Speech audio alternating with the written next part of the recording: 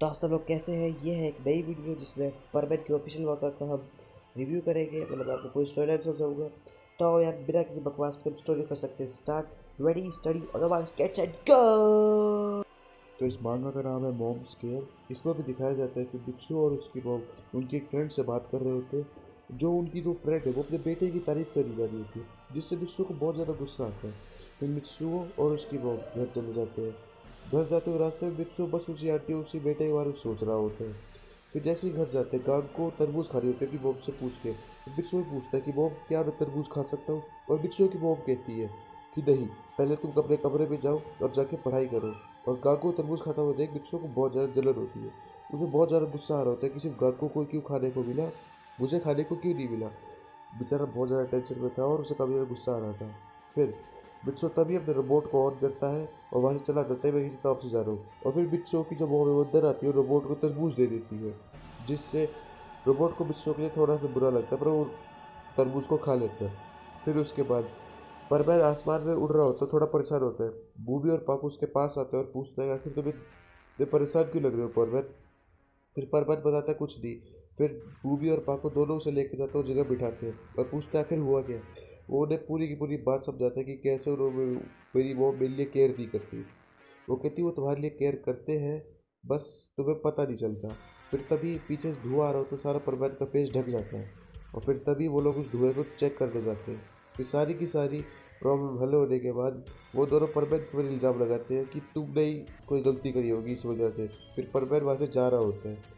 फिर वो भी उसका क्लोक खींच कर उसे रोकता है कि रुको। फिर वो उसे समझाते हैं दोबारा से। फिर दूसरी तरफ घर में अब देखते हैं कि बिच्छुओं को एक परवैन जैसी दिखने वाली बिल्ली मिलती है। और वो उस बिल्ली को देख के काफ़ी ज़्यादा चौंक जाता है और वो उस बिल्ली को ले जाके अपनी मॉम को दिखाता है। फिर तभी मित्सुओ की जो मॉम होती है वो उस बिल्ली को देखते हुए कहती है कि इस बिल्ली को घर से बाहर फेंको, ऐसी बिल्ली मेरे घर पे नहीं होनी चाहिए। ये पूरा का पूरा किचन चूहे ढूंढने के चक्कर में सारा खराब कर देगी। और गांग को भी उस बिल्ली को देख के डर रही होती है। और फिर मित्सुओ को ना चाहते हुए भी उस बिल्ली को घर से बाहर फेंकना पड़ता है। उससे पहले कि हम आगे बढ़े, मैं आपको एक इंस्टाग्राम के पेज के बारे में बताना चाहता हूँ जो है द PVT गाइड। यहाँ पर आपको परबैन के सॉन्ग्स के रिलेटेड बताया जाएगा कि परबैन के सॉन्ग्स कैसे बनाए जाएंगे। यहाँ पर रोज़ के कॉम्पिटिशन्स होंगे। और जिनको भी ये पेज चाहिए वो या तो इस पेज पर सर्च कर सकता है या फिर मैं लिंक डिस्क्रिप्शन बॉक्स में दे दूँगा। तो आओ यार, हम अपनी कहानी को हम करते हैं कंटिन्यू। फिर तभी हमें क्या दिखता है कि परवैन वापस आता है, पर वो गंदे जूते लेके अंदर घुस जाता है। और इस वजह से उसकी बहू उसे बहुत ज़्यादा गुस्सा करते हैं और परवैन इससे काफ़ी ज़्यादा उदास हो जाते हैं।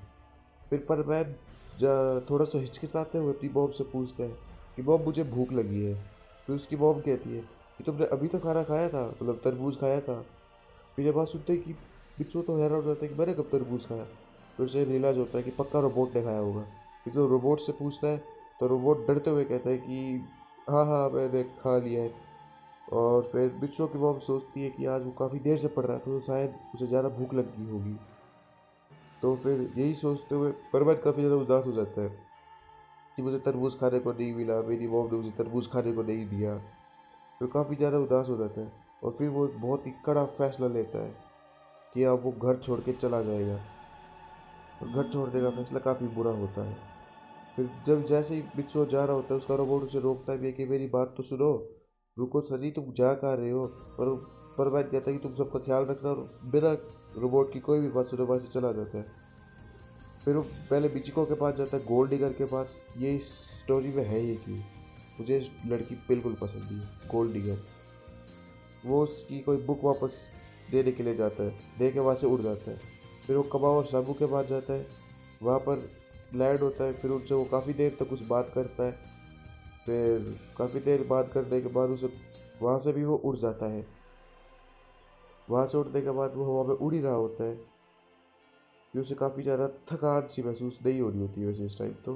उसे भूख लग रही होती है।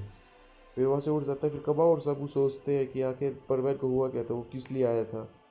कौवा और साबू सोच रहे होते हैं और गधों के कुछ भी समझ में नहीं आ रहा होता। फिर परिवार वहाँ से उड़ जाता है। फिर हमें क्या दिखाया जाता है, पाको और बूबी आते हैं और वो बिच्छू को अपना होमवर्क करते हुए देखते हैं। वो ये समझ जाते हैं कि बिच्छू नहीं है, उसका रोबोट है।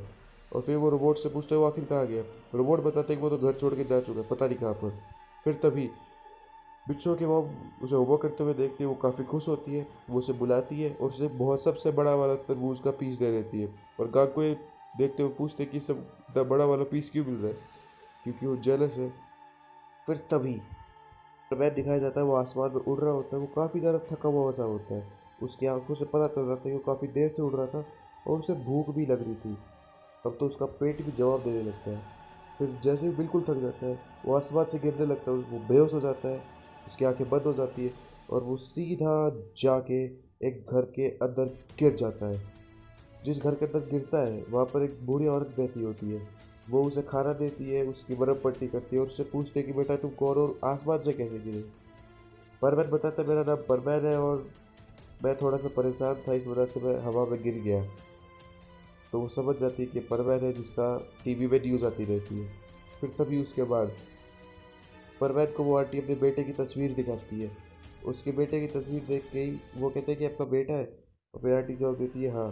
फिर वो बैठ जाता है। फिर तभी बाहर से एक आवाज़ आती है परवैन और आंटी को, दोनों को ही। फिर जब वो दो लोग बाहर जाते हैं, उन्हें पता चलता है कि जिस बिल्डिंग में आंटी का बेटा काम कर रहा था, वो पूरी की पूरी बिल्डिंग गिर जाती है एक्सीडेंटली। और वो आंटी बहुत ज़्यादा नर्वस हो जाती है, वो लोग टेंशन में हो जाती है कि मेरा बेटे को कहीं कुछ हो तो नहीं गया। और फिर वो परवेज से कहती है कि प्लीज़ तुम जाके उनकी मदद करो। और फिर परवेज बिना हिचक से वहाँ पर जाता है और वहाँ पर वो सारे वर्कर्स को देखता है कि सारे वर्कर्स वहाँ परेशान हो रहे होते हैं। फिर वो जाता है और सारे वर्कर्स की मदद करने लग जाता है, क्योंकि उसे बहुत जल्दी वर्कर्स मिल जाते हैं अभी परवेज पावर्स की वजह से। फिर वर्कर से पूछता है मैं कहाँ से खुदाई करना चालू करूँ।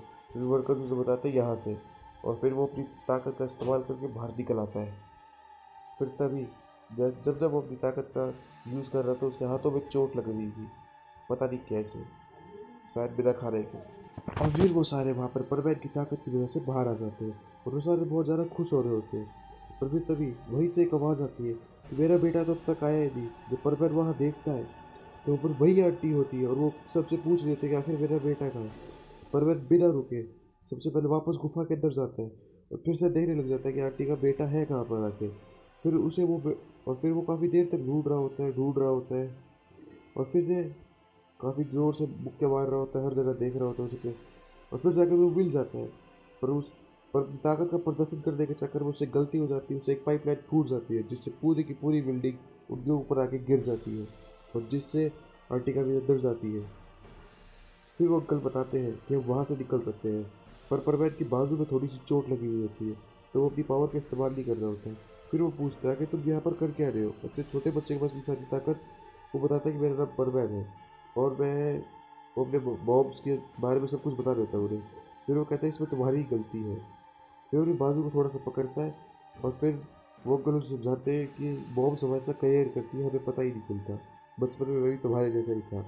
फिर उनकी बात सुन के परवैन को अपनी गलती का रियलाइज़ होता है और फिर वो मुक्के मार के दीवार को तोड़ने लग जाता है और फिर से उससे गलती हो जाती है, वो वाटर पॉइंट को फिर से ट्रिगर कर देता है। ये अच्छी बात नहीं थी। फिर तभी हम देखते हैं कि जो बिच्छू का रोबोट था, वो जल्दी से चल रहा था, उसका पैर गिरा, फिर वो फिसला और वो मुंह के बल आके गिर गया, जिससे उसका नाक का बटन दब गया और फिर से रोबोट बन गया। और काफ़ी देर तक बिच्छू घर पे ना होने की वजह से जो गांग को थी वो बुला दे जाती है इसको, पाको को। पाको जब घर आती है तो काफ़ी ज़्यादा टेंशन हो जाती है कि बिच्छू कहाँ गया, तो उसका रोबोट भी ऑफ हो चुका है। फिर तभी उसके बाद ही परवैन और वो अंकल बाहर निकल जाते हैं और जैसे ही वो बाहर निकलते हैं सारे लोग परवैन की वाह वाही करते हैं, वाह बेटे वाह, वाह, मौज कर दी। और फिर परवैन को बॉबी से गले मिल रहा होता है वो भैया, तो उसे काफ़ी अच्छा लगता है। फिर जब वो घर आता है, परवैन की जो बॉबी होती है वो बिच्छू की, वो उसे गले से लगा लेती है और दी एंड।